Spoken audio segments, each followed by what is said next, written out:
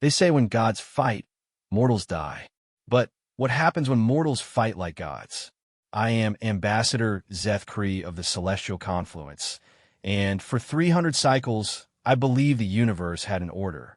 The strong ruled, the weak served, and species like humanity, those fragile, short-lived creature from the third planet of an unremarkable yellow star, existed only to be conquered or ignored. I was wrong. In my 7 centuries of life, I have witnessed the rise and fall of empires that span galaxies. I have seen civilizations that could move stars and races that bent reality to their will.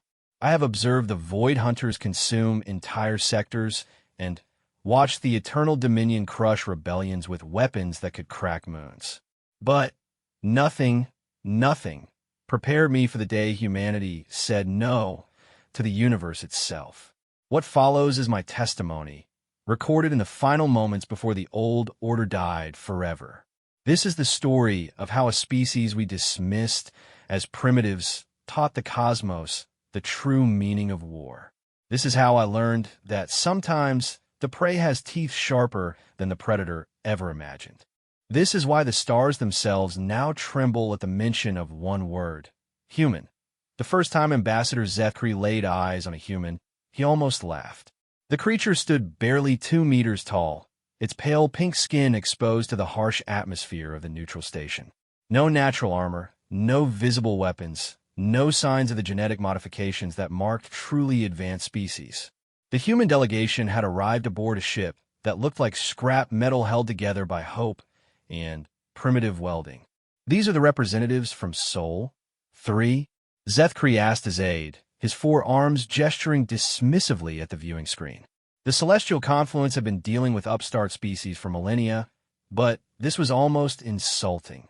"Yes, Ambassador," his aide replied, her scaled head tilting with uncertainty. "They call themselves humans. They've requested an audience regarding the expansion protocols for their system." Zethkree's crystalline eyes flickered with amusement. The expansion protocols were hardly negotiable.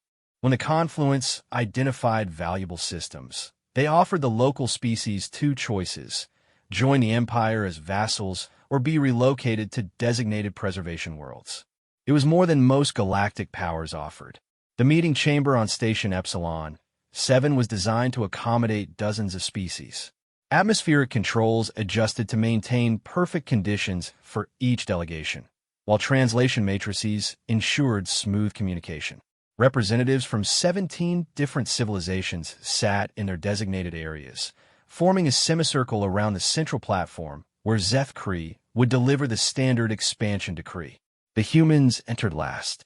5 individuals, completely unremarkable except for the way they moved. Zethkree had expected the shuffling gait of a low-gravity species or the cautious steps of prey animals. Instead, the humans walked with a predator's confidence, their heads up, scanning the room with sharp eyes. The one in front, a female with graying hair, smiled pleasantly as she looked around the chamber.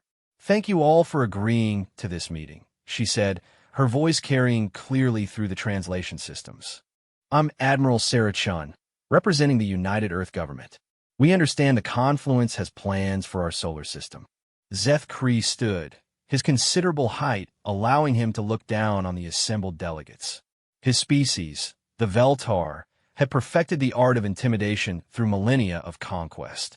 "Indeed, humans, the Celestial Confluence has identified your system as suitable for integration.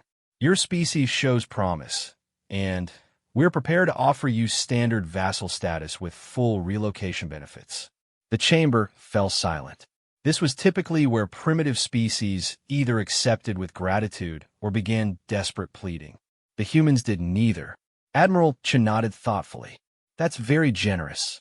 However, we'll have to decline." A ripple of surprise went through the assembled delegates. Zethkree felt his secondary hearts skip a beat. In 300 years of expansion, no species had simply declined. "Perhaps you misunderstand," Zethkree said carefully. "This is not a negotiation. The Confluence requires your system for strategic purposes. We are offering you the opportunity to join our empire rather than be displaced." "Oh, we understand perfectly," Chen replied, still smiling that unsettling smile. We're saying no thank you. The Vorkani delegate, a massive crystalline being, shifted uneasily. Human, do you comprehend the consequences of refusing the confluence? They command 7,000 star systems and fleets that could glass your world from orbit. Admiral Chun turned to face the Vorkani, and, for a moment, her pleasant expression flickered. Something else showed through, something cold and calculating. We're aware of the confluence's military capabilities. We've been studying them for quite some time. Studying them? Zethkri felt a chill run down his spine. How long had these humans been observing the confluence? Their technology barely allowed them to travel between their own planets. Your defiance is noted, Zethkri said, struggling to maintain his composure. However, expansion will proceed as planned. You have 30 standard days to evacuate your inhabited worlds or accept vassal status. The human delegation exchanged glances.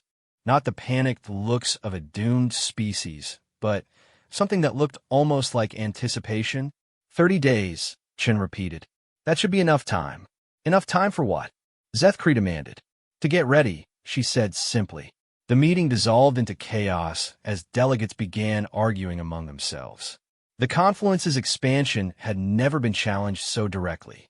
Some species expressed concern about the precedent this would set, while others seemed genuinely curious about what these humans thought they could accomplish. Zethkri watched the human delegation leave, noting how they moved as a unit, covering each other's backs without apparent coordination. These were soldiers, he realized, not diplomats playing at military dress-up, but actual warriors. That evening, alone in his quarters, Zethkri reviewed everything the confluence knew about humanity. It wasn't much. They had emerged from their homeworld roughly 500 years ago, establishing colonies throughout their system with surprising speed. Their technology was crude, but functional, and their society seemed built around concepts of individual freedom and collective defense. What caught his attention were the historical records. In their brief recorded history, humans had fought themselves in conflicts of staggering brutality, wars that consumed entire continents, weapons that could level cities, conflicts where they had chosen mutual destruction over surrender. Most civilized species had evolved beyond such savagery before achieving spaceflight. Humans had taken their capacity for violence to the stars. The next morning brought disturbing reports. Human ships were moving throughout their system, but not in evacuation patterns. They appeared to be taking defensive positions around their major worlds and the asteroid belt. More concerning, long-range sensors detected massive industrial activity on their outer worlds. What are they building? Zethkri muttered, studying the sensor data. The energy signatures were unlike anything in the Confluence database. His aide approached hesitantly. Ambassador, we're receiving strange transmissions from the Sol system. The humans appear to be broadcasting something. Put it through. The communication screen flickered to life, showing Admiral Chun standing on what appeared to be the bridge of a warship. Behind her, Zethkri could see crew members working frantically at stations covered in primitive but functional displays. This is Admiral Chun of the Earth Defense Force, she began, her voice steady and clear. To any Confluence ships currently in or approaching the Sol system, you are ordered to withdraw immediately. We claim this system under the ancient right of sovereignty by blood and sacrifice. Ancient right? Zethkri had never heard of such a legal concept.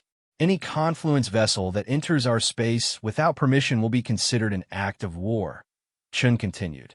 We have no desire for conflict, but we will not surrender our worlds. You have been warned. The transmission ended, leaving the chamber in stunned silence. Ancient right of sovereignty? Zethkri's aide asked.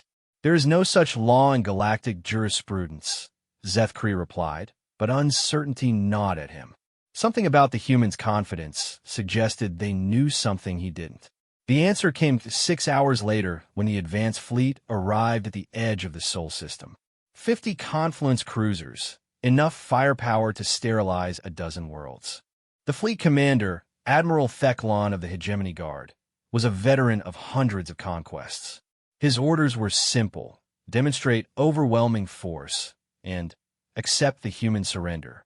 Instead, he found himself staring at something impossible. The humans had built a wall.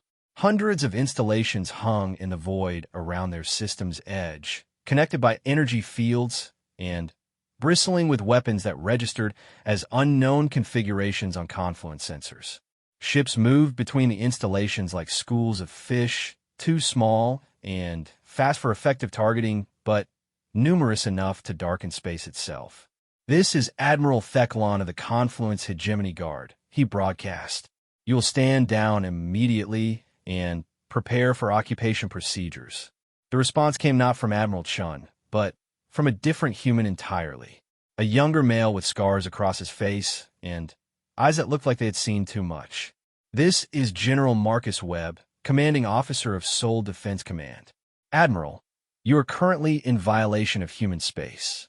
You have 10 minutes to withdraw beyond the heliopause, or we will consider your presence an act of war." Theclon's mandibles clicked with amusement. "General Webb, I command 50 warships capable of destroying your entire civilization. You will surrender now, or watch your worlds burn." Webb's expression didn't change. "Admiral, you command 50 targets in a weapons test range. You now have 9 minutes and 30 seconds to withdraw." The sheer audacity of the statement left Theclon speechless. These primitives were actually threatening him? "You dare!" His communications officer interrupted. "Sir, we're detecting massive energy buildups throughout the system. Unknown weapon signatures, but the power readings are concerning. Impossible d'écouler. Their technology is centuries behind ours." "Sir," his tactical officer said, voice strained, "recommend we withdraw and reassess. Those installations, they're not built like anything in our databases. And the energy readings suggest weapons we don't understand." Theclon studied the tactical display. The human installations were crude-looking, but there were so many of them. And their ships moved with a coordination that suggested sophisticated command and control systems. "Sir," another officer reported, "we're receiving priority transmissions from Confluence Intelligence. They're uploading new data on human capabilities. The data that flowed into the fleet's computers changed everything. Hidden observation posts have been watching humanity for decades, documenting a species that had turned warfare into an art form. They had fought wars in 3 dimensions, in space, on land, in cyberspace, and in ways that stretched the definition of conflict itself. More disturbing was their approach to technology. Where other species advanced linearly, humans threw themselves at problems with reckless creativity. They built weapons that shouldn't work according to established physics, then made them work anyway through sheer determination and innovative engineering. The final piece of intelligence was the most chilling. Humans didn't just fight wars. They won them. Even when facing overwhelming odds, even when defeat seemed certain, they found ways to turn the tide. They were tactically flexible, strategically patient, and absolutely ruthless when cornered. "Sir," Webb's voice crackled over the communications array, "you now have 5 minutes to withdraw. I suggest you use them." Theclon looked at his tactical display, at the wall of human defenses, at the energy readings that suggested weapons beyond his understanding. For the first time in his military career, he felt something unfamiliar. "Fear. All ships," he ordered, his voice carefully neutral, "withdraw at a safe distance and establish observation positions. We will reassess the situation." As the Confluence fleet pulled back, General Webb turned to his staff. "Signal all commands. Phase 1 is complete. Begin Phase 2 preparations." "Sir," his aide asked, "what if they come back in greater numbers?" Webb smiled, and it was not a pleasant expression. "Then they'll learn what humans mean by total war." In the depths of space, construction continued on projects that would have terrified any species capable of understanding their purpose. Humanity had spent centuries perfecting the art of destruction. Now they were about to teach the galaxy what they had learned. 3 days after the Confluence fleet's withdrawal, Zethkri found himself aboard the flagship Eternal Dominance, the most powerful vessel in the hegemony guard. Admiral Theclon had requested immediate reinforcements, and the High Council had responded by dispatching a full battle group. 200 warships now hung at the edge of the Sol system, enough firepower to crack moons and boil away atmospheres. Zethkri had come to observe the human surrender. What he witnessed instead was the first lesson in a curriculum of warfare that would reshape his understanding of the universe. Admiral, the communications officer reported, voice tight with confusion, "We're detecting massive movement throughout the human system. Ships are departing from all major worlds and installations." Theclon studied the tactical display, his veteran instincts troubled by what he saw. "Evacuation protocols?" "Negative, sir. The ships are moving inward, toward their primary star. All civilian traffic appears to be proceeding normally on the outer worlds." Zethkri leaned forward in his observer's chair, crystalline eyes focusing on the strange patterns of movement. The human vessels were small, fast, and numerous beyond counting. They moved in formations that seemed chaotic at first glance, but revealed underlying order upon closer examination. "Sir," the tactical officer added, "we're also detecting unusual energy signatures from their star. Massive solar arrays are being deployed near its surface." "Solar collection," Theclon dismissed. "Primitive power generation." But Zethkri wasn't so sure. He had reviewed the intelligence files during the journey, studying every piece of information about human warfare. They were tool users in the most literal sense, turning anything and everything into weapons when necessity demanded. If they were doing something with their star, it wasn't for simple power generation. The answer came when General Webb's face appeared on the main screen, transmitted from somewhere deep in the Sol system. Behind him, Zethkri could see what appeared to be a command center car from solid rock, walls lined with displays showing tactical information. "Admiral Theclon," Webb said, his tone conversational, "I see you brought friends. 200 ships this time. Impressive." "General Webb," Theclon replied, his voice carefully controlled, "you have had 3 days to reconsider your position. The confluence offers one final opportunity for peaceful surrender." Webb smiled, and Zethkri felt his skin crawl. It was the expression of someone holding a secret weapon. "Admiral, I appreciate the offer, but we've been busy these past 3 days. Would you like to see what we've been working on?" Before Theclon could respond, the human installations around the system's edge came alive. Energy discharges lit up the darkness, but they weren't aimed at the Confluence fleet. Instead, they struck objects scattered throughout the system. Asteroids, abandoned mining platforms, even chunks of ice from the outer worlds. "What are they doing?" Theclon demanded. His science officer's voice was strained. "Sir, they're accelerating debris, using some kind of mass driver system to launch projectiles toward their own star." The implications hit Zethkri like a physical blow. Humans weren't just defending their system. They were weaponizing it. "You see, Admiral," Webb continued, his voice eerily calm, "humans have been fighting wars for our entire recorded history. We've learned a few things along the way. One of the most important lessons is that every environment is a battlefield, and every resource is a potential weapon." On the tactical display, thousands of projectiles were streaking toward the human star, their trajectories precisely calculated. As they approached the solar surface, the massive arrays that had been deployed began to activate. "Sir," the science officer reported, voice barely above a whisper, "the projectiles are impacting the stellar surface at specific coordinates. They're destabilizing the magnetic field structure." Webb's smile widened. "We call it stellar engineering, Admiral. You spend a few decades studying how stars work. You learn interesting things. Did you know that with the right application of force at precisely calculated points, you can create controlled solar flares?" The star began to change. Magnetic field lines twisted and warped as the carefully placed impacts disrupted the delicate balance of forces.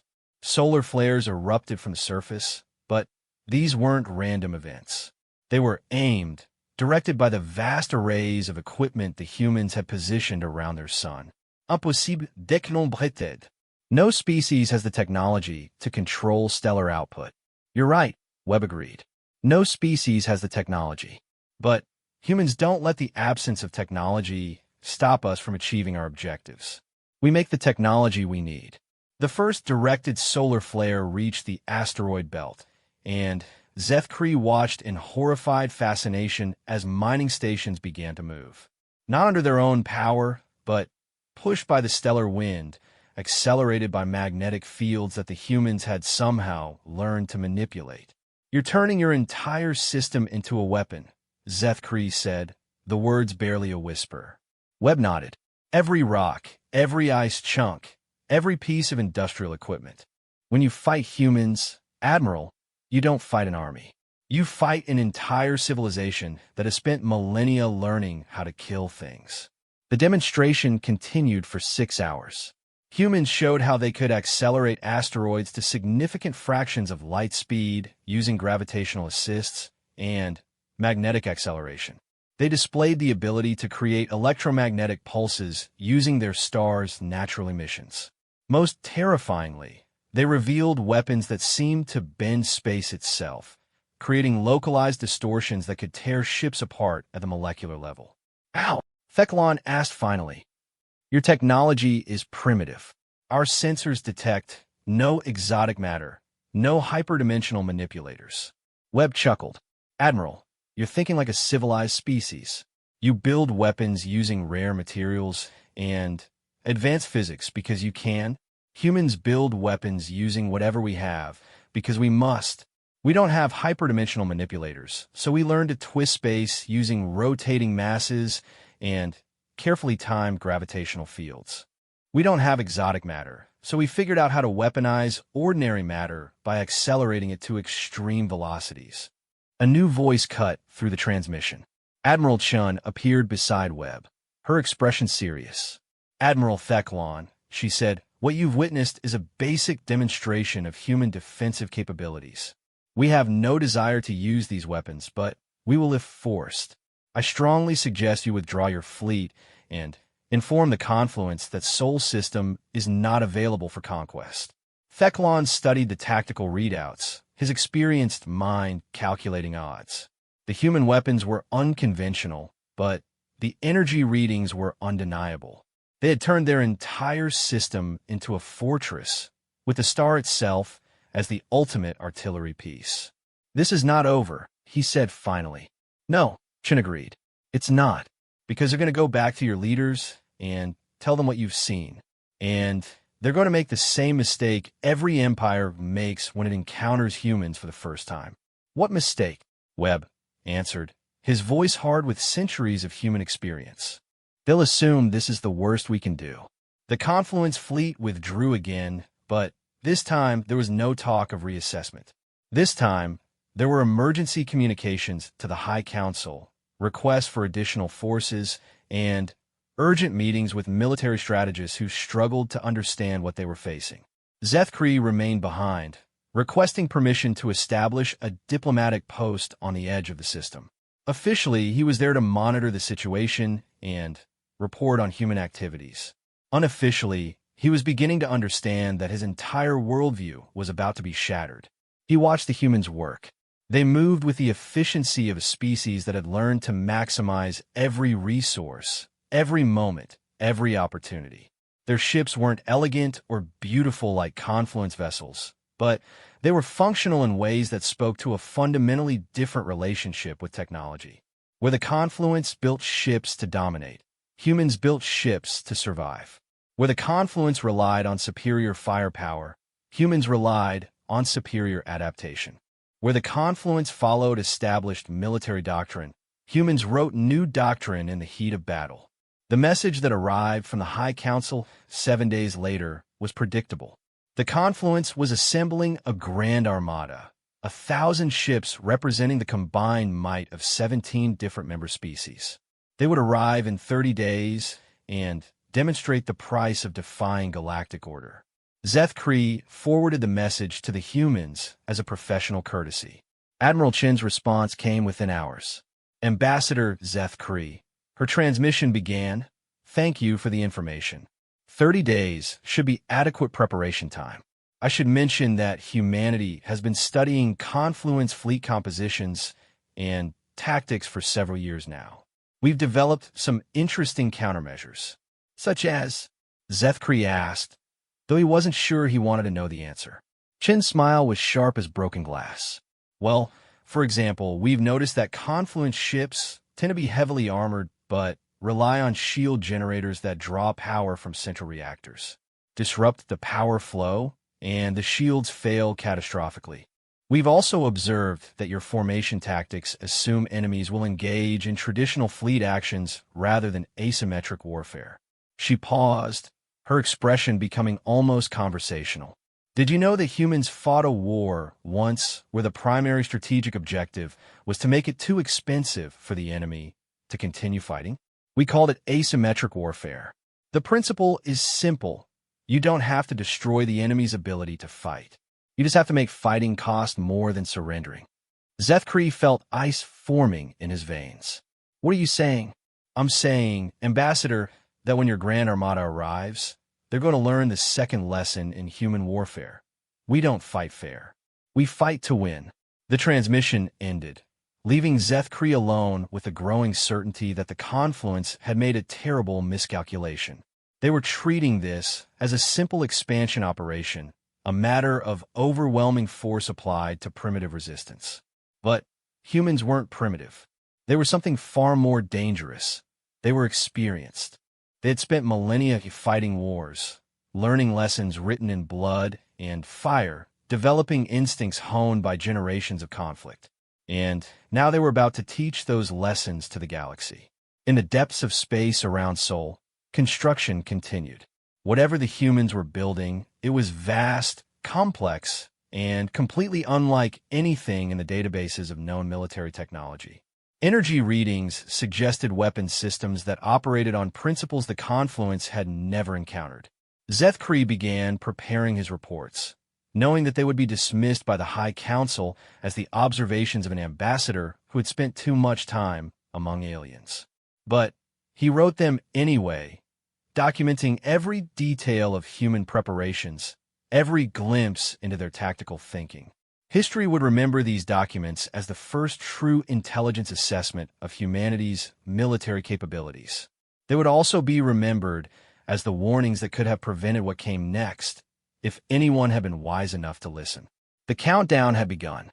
In 23 days, the greatest armada in galactic history would arrive to crush a species that had spent centuries learning one simple truth. In war, there are no rules except victory and defeat. The Confluence was about to discover which one they had chosen.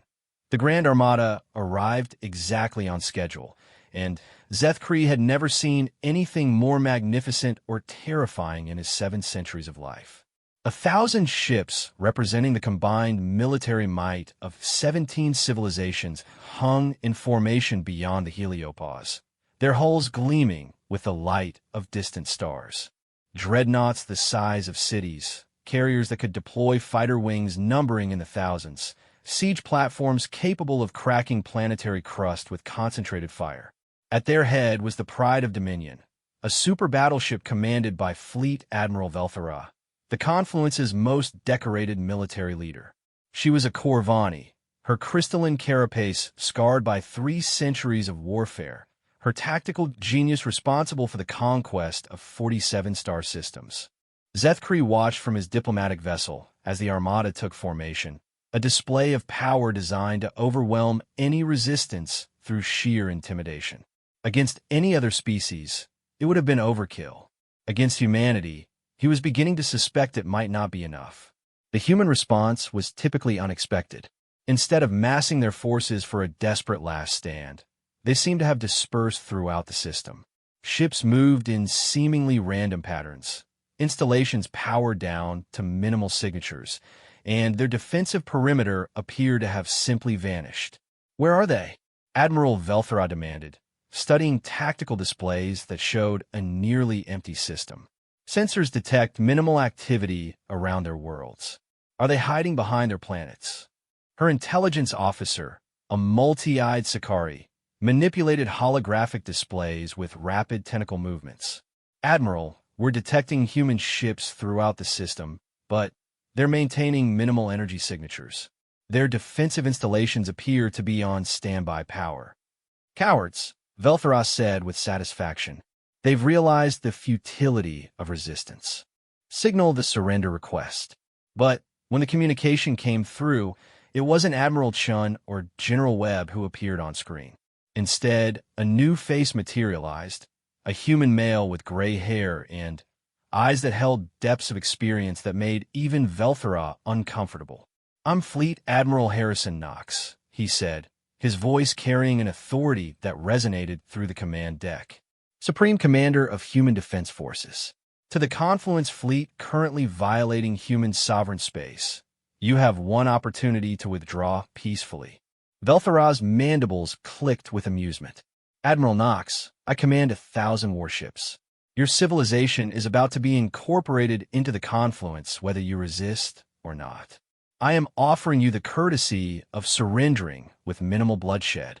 Knox studied her for a long moment, and Zethkree noticed something disturbing in the human's expression.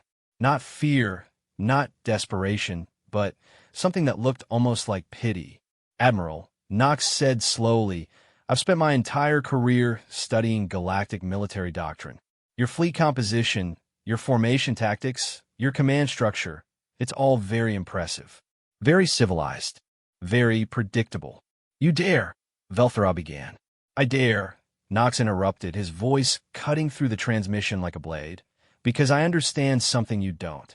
This isn't a conquest fleet facing primitive defenders. This is a parade formation walking into a carefully prepared killing field." The words hung in the air like a physical presence. Zethkree felt his breath catch as he recognized the absolute confidence in Knox's voice. This wasn't bravado or desperation. This was a statement of fact. "You have 30 seconds to begin withdrawal," Knox continued. "After that, I cannot guarantee the safety of your forces." Velthara's crystalline features twisted with rage. "Signal all ships. Begin the attack. Show these primitives the price of defying the Confluence." The Armada moved forward in perfect formation, 1,000 ships advancing on the seemingly defenseless inner system.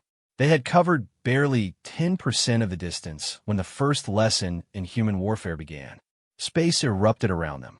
What they had taken for empty void suddenly revealed itself as a three-dimensional maze of hidden weapons platforms, stealth ships, and automated systems that defied every principle of conventional military engineering.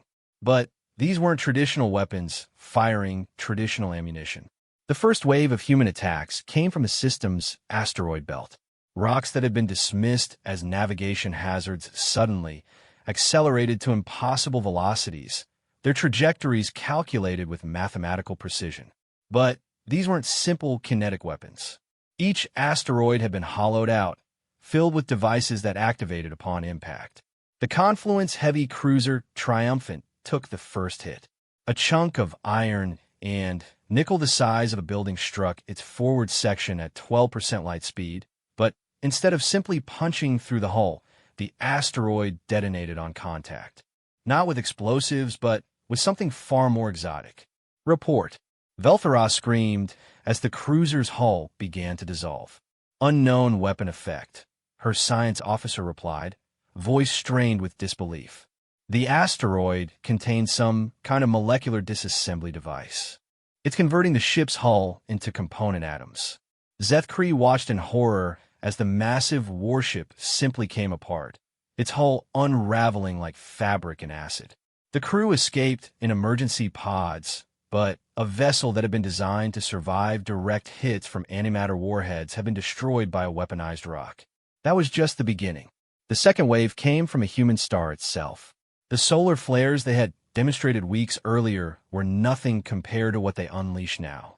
Focused beams of stellar plasma lanced through space, but these weren't random eruptions. They were controlled, directed, aimed with the precision of rifle shots. The beams didn't just burn through ship hulls. They carried electromagnetic pulses that fried every electronic system they touched.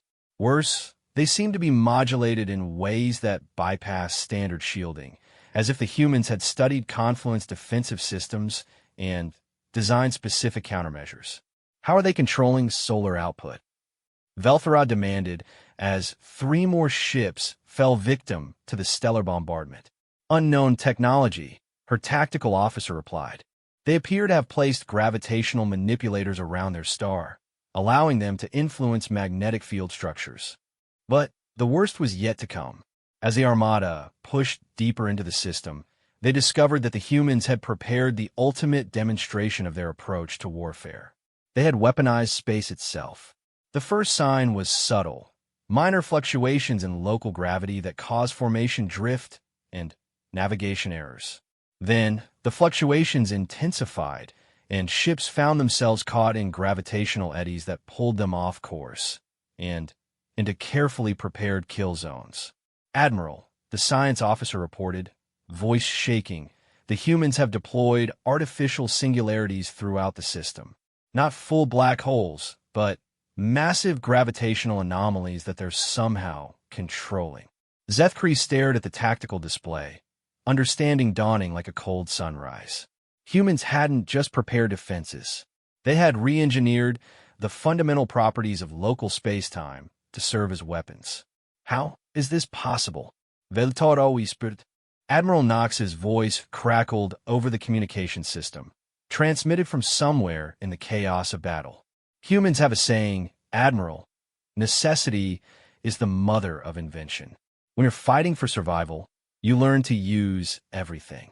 Matter, energy, space, time, it's all just resources waiting to be weaponized. Around them, the battle continued to unfold in ways that defied every principle of galactic warfare. Human ships appeared and disappeared like ghosts, using some kind of localized space-folding technology that allowed them to strike from impossible angles. Their weapons were crude, but devastatingly effective, designed not for elegant destruction, but for maximum psychological impact. Confederation ships found themselves fighting enemies that refused to engage in traditional fleet actions. Instead of meeting force with force, humans struck at weak points, exploited vulnerabilities, and turned the Armada's own size and coordination against it. They're hurting us, Velthara realized as she watched the tactical display. Every attack is designed to force us into specific positions. She was right. The humans weren't trying to destroy the Armada through direct confrontation. Instead, they were channeling the massive fleet into a narrow corridor of space between 2 gas giants, compressing the formation and limiting maneuverability. All ships, emergency scatter. Velthara ordered, but it was too late. The trap revealed itself as both gas giants suddenly began to move. Not under their own gravity, but pushed by massive installations hidden in their upper atmospheres. The 2 planets were being accelerated toward each other, with the Confluence fleet caught between them. Planetary collision course, the navigation officer screamed. They're going to crush us between 2 worlds. But even that wasn't the full extent of human planning. As the planets accelerated toward collision, their upper atmospheres began to interact, creating a massive electrical discharge between them. Lightning arcs the size of continents danced across the gap, and any ship caught in the discharge simply ceased to exist. Admiral Knox's face appeared on screen one final time, his expression grim but determined. Admiral Velthara, this is your last chance to withdraw. In approximately 4 minutes, those planets will collide, and everything in this region of space will be destroyed. I cannot stop the process once it reaches final phase. Velthara stared at the display, watching her 1,000-ship armada trapped between 2 approaching worlds. Around her, the command crew worked frantically to calculate escape vectors, but the numbers were undeniable. They had been outmaneuvered by an enemy that fought with the patience of geological time and the precision of atomic clockwork. "Ow," she asked, her voice barely a whisper. "How did you plan for this? We brought forces you couldn't possibly have anticipated." Knox's expression softened slightly. "Admiral, humans have been fighting wars since before we learned to make fire. Every conflict teaches us something new about the nature of violence and survival. We've learned that the biggest enemy isn't the one with the most ships or the most powerful weapons. The biggest enemy is the one who thinks differently about what warfare actually means. He paused, and when he spoke again, his voice carried the weight of every human conflict throughout history. You brought 1,000 ships to fight a traditional battle. We turned our solar system into a single weapon designed to fight that specific battle. You planned for conquest. We planned for annihilation. Yours or ours, whichever proved necessary. The two gas giants were less than a minute from collision when Veltheroth finally gave the order. All ships, emergency withdrawal, maximum possible speed. The Confluence Armada fled, leaving behind nearly 300 vessels that couldn't escape the gravitational trap in time. As they retreated beyond the heliopause, the surviving crews watched in stunned silence as two planets collided in a display of destructive power that lit up half the system. Zeth, observing from his diplomatic vessel, felt something fundamental shift in his understanding of the universe. The humans had just demonstrated that they were willing to destroy their own worlds rather than surrender them. They had weaponized planets, stars, and space itself, turning their entire solar system into a fortress that could challenge galactic empires. But more than that, they had revealed a completely different philosophy of warfare. Where other species sought to win through superior force, humans sought to win through superior understanding of what victory actually meant. As the remnants of the Grand Armada limped away from Sol System, Admiral Knox's final transmission reached them across the void. Tell your leaders what you've seen here. Tell them that humanity is not interested in joining galactic civilization. We're interested in redefining what galactic civilization means. And tell them that this was just a demonstration. If they come back, we'll show them what human warfare really looks like when we stop being polite. The message ended, but its implications would echo across the galaxy for centuries to come. The age of easy conquest was ending. Humanity had arrived on the galactic stage, and they had brought with them lessons in warfare that would change everything.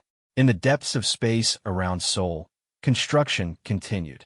Whatever the humans were building now, it was bigger, more complex, and designed with the knowledge that the galaxy would never again underestimate what desperate intelligence could accomplish when survival was the only alternative to extinction. 6 months after the destruction of the Grand Armada, Zeth found himself in the most secure chamber aboard the Confluence High Council station, facing 7 of the most powerful beings in the galaxy.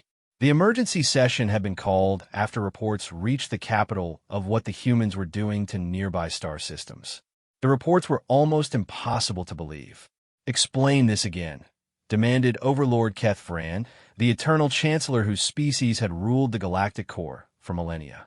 His voice carried the authority of someone accustomed to reshaping reality with a word. Zeth activated the holographic display, showing star charts that have been updated daily as human activity spread beyond Sol. 3 months ago, long-range sensors detected human ships in the Wolf 359 system. Within weeks, they had begun construction of what appeared to be mining operations on asteroid bodies. Standard expansion protocols interrupted High Admiral Morthkess of the Void Fleet. Species often colonize nearby systems after achieving interstellar capability. No, Zeth said quietly. Not standard at all. The display shifted, showing time-lapse imagery of the Wolf 359 system. What the Confluence had initially dismissed as mining operations revealed themselves to be something far more ambitious and terrifying. The humans weren't extracting resources from the asteroids. They were converting them. Every rock larger than a city block in the Wolf 359 system has been equipped with propulsion systems and weapon platforms, Zeth continued. The entire asteroid belt has become a mobile weapons platform that can be deployed anywhere within 50 light years. The assembled council members shifted uncomfortably. Converting asteroids into weapons wasn't unprecedented, but the scale of human operations was staggering. They had weaponized an entire star system in less than 90 days. Furthermore, Zeth added, his voice growing quieter, they've begun similar operations in 7 other nearby systems. Barnard Star, Proxima Centauri, Ross 128, and for others. Each system is being converted into what can only be described as a fortress factory. Overlord Keth Vran leaned forward, his crystalline features reflecting the light from the holographic display. What are they building? Before Zethkree could answer, an emergency communication interrupted the session. The face of Captain Yulthara appeared, her expression tight with barely controlled panic. Overlord, we have a situation at the Kepler outpost. Human ships have arrived. The Kepler outpost was a research station positioned 30 light-years from Sol, well within what the Confluence considered secure space. It housed some of the galaxy's most advanced physics laboratories and was defended by a full battle squadron. How many ships? High Admiral Morthkest demanded. One, Captain Yulthra replied, and the simple answer sent chills through the council chamber. One ship. Overlord Kethran's voice carried disbelief. A single human vessel dares to approach a defended Confluence installation? Sir, you need to see this. The display shifted to show external sensor feeds from Kepler Outpost. What they saw defied every principle of spacecraft design in the galactic database. The human ship was massive, easily the size of a heavy dreadnought, but its configuration was unlike anything in known military architecture. It wasn't built like a ship at all. It was built like a factory. What are we looking at? The Chancellor demanded. Captain Yulthara's voice was strained. Sir, the vessel appears to be a mobile construction platform. Our sensors detect massive industrial capacity, fabrication systems, assembly lines, even what appears to be antimatter production facilities. As they watched, the human ship began to deploy smaller vessels. Not fighters or shuttles, but specialized construction units that immediately began harvesting material from nearby asteroids. Within hours, they had established a perimeter of automated manufacturing stations around the outpost. Signal them, Overlord Keth Vran ordered. Demand an explanation for this intrusion. The response came from Admiral Knox, his image appearing with crystal clarity despite the distance. Behind him, Zethkree could see a command center that looked more like the nerve center of an industrial complex than a military vessel. Overlord Keth Vran, Knox said, his tone respectful but firm. Thank you for responding. I'm here to deliver a message from the United Earth government. You are in violation of Confluence space, the Overlord replied coldly. Withdraw immediately or face the consequences.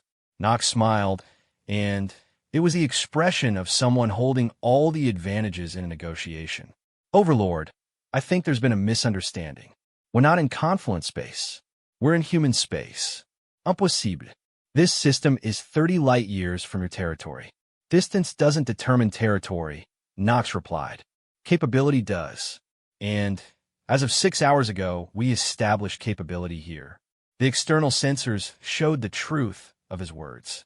In the time they had been talking, the human construction units had built a network of installations throughout the system. Weapons platforms, communication relays, manufacturing centers, an entire infrastructure that could support military operations. You can't simply claim a star system because you place equipment in it, High Admiral Morthkest protested. Knox's expression grew serious. Admiral, let me explain something about human territorial doctrine. We don't claim systems because we put flags on planets. We claim systems because we can defend them. And, as of now, any force attempting to remove human installations from this system will discover what our industrial capacity can produce when we stop being concerned about collateral damage. To demonstrate his point, the construction units around the outpost suddenly shifted configuration. What had appeared to be mining and construction equipment revealed hidden weapon systems of staggering power. Energy readings spiked across the spectrum as the human installations powered up systems that the Confluence sensors couldn't even classify. But the true demonstration was yet to come. As the Council watched in horrified fascination, more human ships began arriving. Not through conventional faster-than-light travel, but through localized space distortions that allowed them to effectively teleport directly into the system. How are they doing that? Admiral Morthkest whispered. Admiral Knox heard the question. We call it tactical space folding. When you can't build ships fast enough to defend multiple systems simultaneously, You learn to move the ships you have very quickly. We can deploy our entire fleet to any point within a 100 light-year radius in less than 6 hours. The implications were staggering. Traditional military doctrine assumed that fleet movements took days or weeks, allowing time for intelligence gathering and strategic response. Humans had made those assumptions obsolete. "What do you want?" Overlord Kethfran demanded. Knox's expression became businesslike. "Recognition of human sovereignty over any system where we establish permanent installations.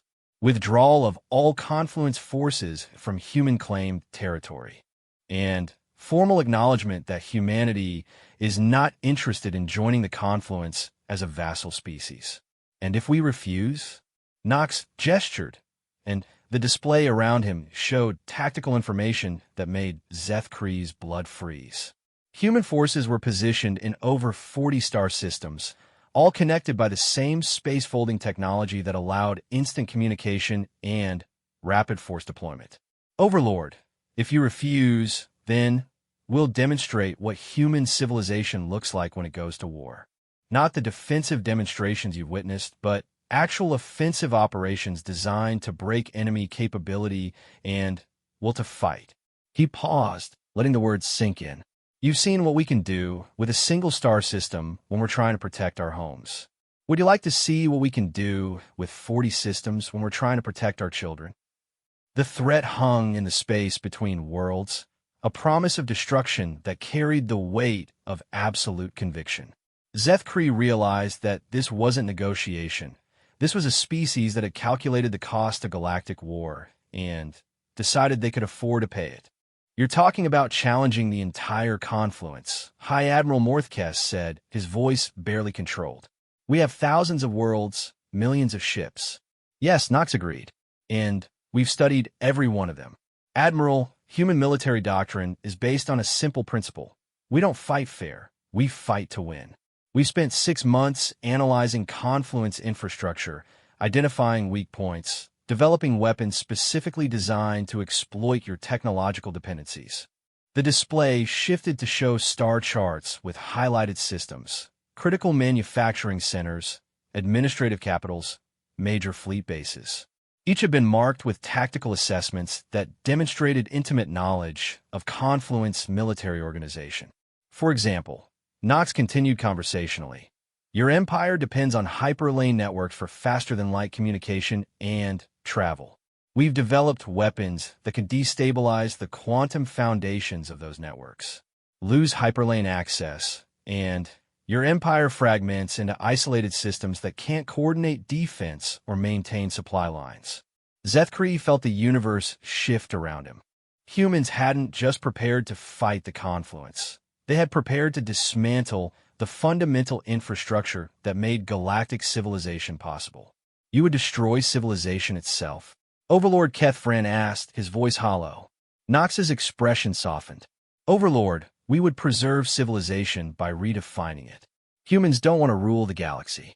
We want to live in a galaxy where rulership doesn't exist, where species can develop according to their own values without interference from empires that view them as resources to be exploited." He gestured again, and the display showed something that made Zeth Kree gasp. Human installations and systems throughout local space were releasing clouds of microscopic devices, nanoscale machines that spread through space like a metallic fog. "What are those?" the Chancellor demanded. "Seeds," Knox replied simply.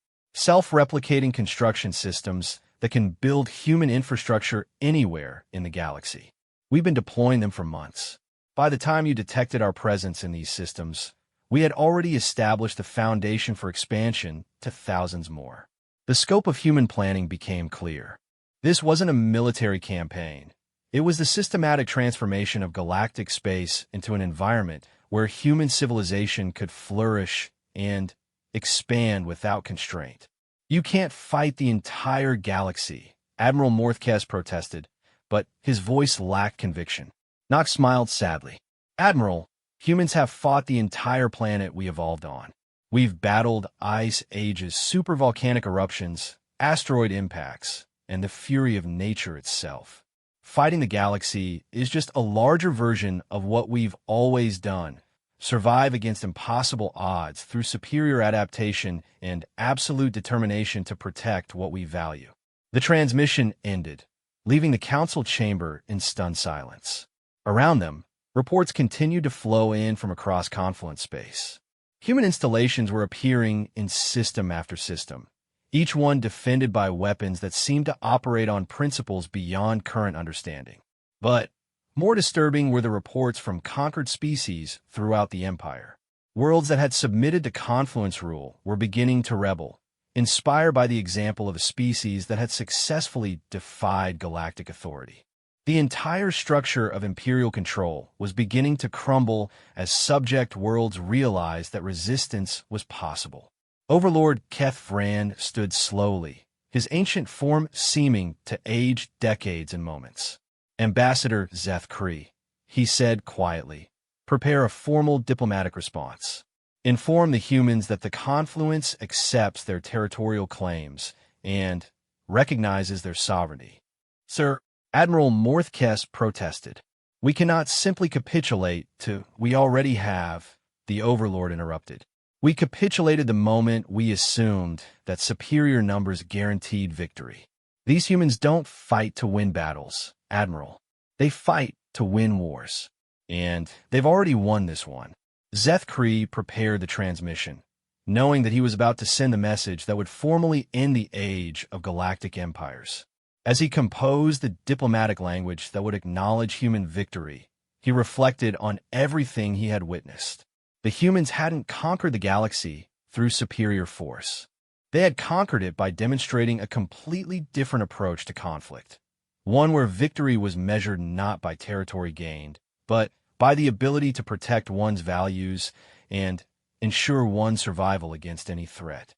They had taught the galaxy that empires were not inevitable, that subjugation was not natural law, and that sometimes the prey had teeth sharper than any predator could imagine. In systems across local space, human construction continued. But now they were building not just weapons and fortresses, but schools, research facilities, and infrastructure for civilian life. They were creating the foundation for a new kind of galactic civilization, one based on voluntary cooperation rather than imperial dominance. And in the deepest archives of human space, military planners continued their work, developing new weapons and strategies for challenges not yet encountered. Because humans had learned the most important lesson of all. The price of freedom was eternal vigilance, and the universe was vast enough to hold threats they hadn't yet imagined. The stars themselves had learned to tremble at the approach of human ships, carrying with them the possibility of transformation, liberation, or annihilation, depending on whether you stood with them or against them. And, in the end, that was the true measure of their victory. They had given the galaxy a choice.